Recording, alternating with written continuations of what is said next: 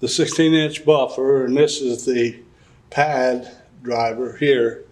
And what you'll do is go ahead and put this onto the buffer. Go ahead and put it on and turn back to your left, and that will lock it on. Line it up, turn it to the left, pull it, see if it comes off. You're locked in.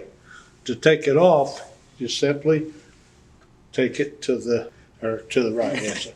Okay, if you're going to use a buffer with a 100 grit screen, say, okay, you cannot hook the screen to the pad, okay? It won't grab it.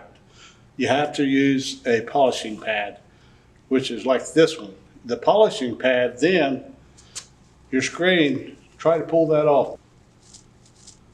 See that? It hooks that.